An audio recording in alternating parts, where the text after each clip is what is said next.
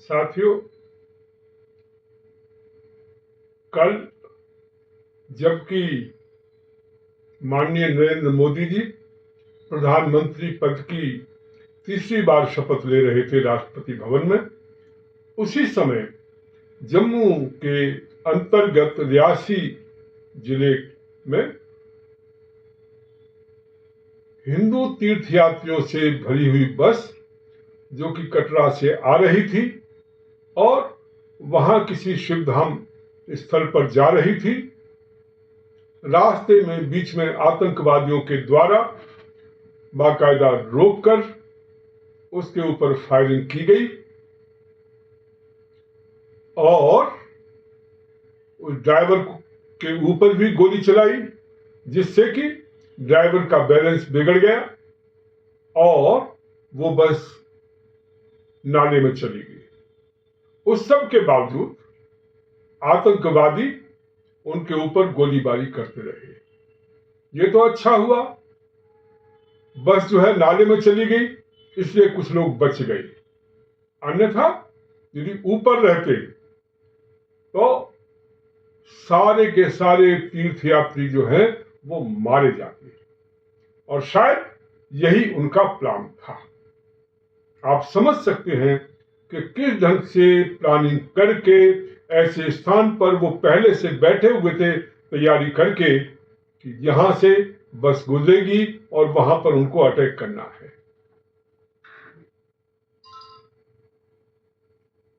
इसका बड़ा स्पष्ट संदेश है।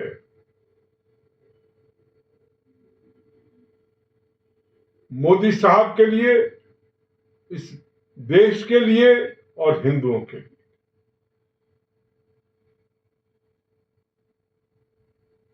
या तो हमें अपनी व्यवस्था करनी होगी, सरकार को बहुत सतर्क रहना होगा, सुरक्षा एजेंसियों को बहुत सतर्क रहना होगा। वो ये खुशफहमी पाल करके नहीं रह सकते कि जम्मू कश्मीर में जो है स्थिति सामान्य हो चुकी है और वहां अब कोई घटनाएं नहीं होंगी। उनका जो एक मुद्दा है आतंकियों का, जिहादियों का, चाहे वो लोकल हो, चाहे वो बाहर के हों, चाहे वो पाकिस्तानी हों, जो भी हो, उनका एक टारगेट हिंदुओं की किलिंग। उस जम्मू कश्मीर को वो हिंदुओं से मुक्त कराना चाहते हैं और वो कार्यक्रम लगातार चल रहा है, कभी धीरे कभी तेजी के साथ। जब मौका मिलता है, जहां मौका मिलता है, वहां हिंदुओं को टारगेट करने की कोशिश की जाती है। और इसी उसमें 10 हिंदू मारे जा चुके हैं, छोटे छोटे बच्चे, उनको नहीं बख्शा गया। और ये तीर्थयात्री कोई हथियार लेकर थोड़ी जा रहे थे। इनके ऊपर अटैक करने का क्या मतलब था? सुरक्षा एजेंसीज हैं, उनको टारगेट करिए, और किसी को जिनके पास वेपन्स है उनको टारगेट करिए। अरे निहत्थे लोगों पर आप बंदूकें चलाकर, उन्हें गोलियां मारकर अपनी किस ढंग की बहादुरी दिखाना चाहते हो? पर उनका जो उद्देश्य है वो स्पष्ट है। वो वहां जो तीर्थयात्री जा रहे हैं, टूरिस्ट जा रहे हैं, उनको भी बंद करना चाहते हैं और हिंदुओं को वहां से निकालना चाहते हैं। और इस उद्देश्य पर उनका लगातार काम चल रहा है। ये अलग बात है कि हमारी गवर्नमेंट जो है वो खुशफहमी में रहती है कि हमने जो है स्थिति को संभाल लिया, ये कर दिया, वो कर दिया, और अब जो है परिस्थितियां बहुत ठीक हो गई हैं। अब कहा जा रहा है कि ये यहाँ के आतंकवादी नहीं है, ये बाहर के आतंकवादी हैं, पाकिस्तानी आतंकवादी हैं। अरे पाकिस्तानी आतंकवादी, यहाँ के आतंकवादी कैसे डिस्टिंग्विश करोगे आप? पहले भी वो ऐसे ही करते रहे थे, आज भी वो वही कर रहे हैं, और आप इस गलतफहमी में हैं कि साहब ये यहाँ के हैं, वहां के हैं। जो भी हो, जहां के भी हो, ये जो घटना घटी है वो बहुत निंदनीय है। राष्ट्रवादी पार्टी इसकी कड़े शब्दों में निंदा करती है।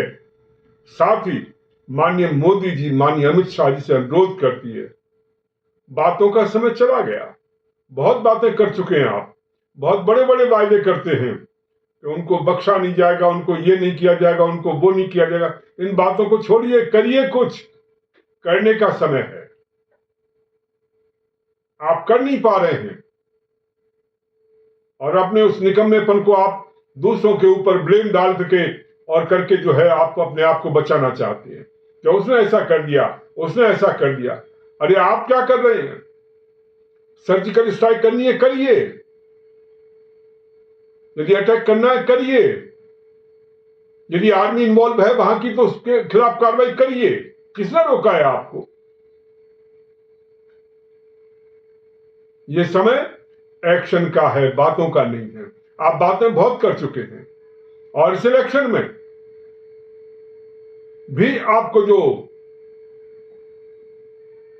ठेस पहुंची है, आपको जो झटका लगा है, आपकी सीटें कम आई हैं, उसका मुख्य कारण यही है कि आप बातें ज्यादा करते हैं, वायदे ज्यादा करते हैं और उस पर काम नहीं करते।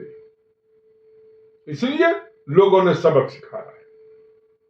जम्मू कश्मीर, उसके बारे में आपको सतर्क रहने की आवश्यकता है। यह हमारे कहने की आवश्यकता नहीं है, आप जानते हैं सब कुछ, वहां की परिस्थितियों को समझते हैं, फिर क्यों नहीं कार्रवाई कर पाते? क्यों नहीं हिंदुओं को सुरक्षा दे पाते? ऐसा लगता है हिंदुओं की नियति तो केवल उनका मरना, दूसरे लोग आते हैं, मारकर चले जाते हैं, और यही हिंदुओं की इस देश में नियति बन चुकी है। इसको बदलने की जरूरत है, इसमें परिवर्तन लाने की जरूरत है, और इसके लिए जो भी कुछ कर सकते हो वो करने की कोशिश करिए। साथियों, इस वीडियो को अधिक से अधिक शेयर करें, लाइक करें, कमेंट्स करें, अपने व्यूज दें और अपने सभी साथियों को। साथ ही पार्टी का क्यूआर कोड जो है साथ में लगा हुआ है। जो साथी राष्ट्रवाद पार्टी की विचारधारा से सहमत हैं, जो राष्ट्रवाद पार्टी की विचारधारा को आगे ले जाना चाहते हैं, जिनको लगता है कि इंडी और एनडीए उन दोनों के विकल्प के रूप में राष्ट्रवाद पार्टी को जो है आगे आना चाहिए, क्योंकि वही देश को सुरक्षा प्रदान कर सकती है, वही राष्ट्र का निर्माण कर सकती है, वही इन परिस्थितियों में परिवर्तन ला सकती है।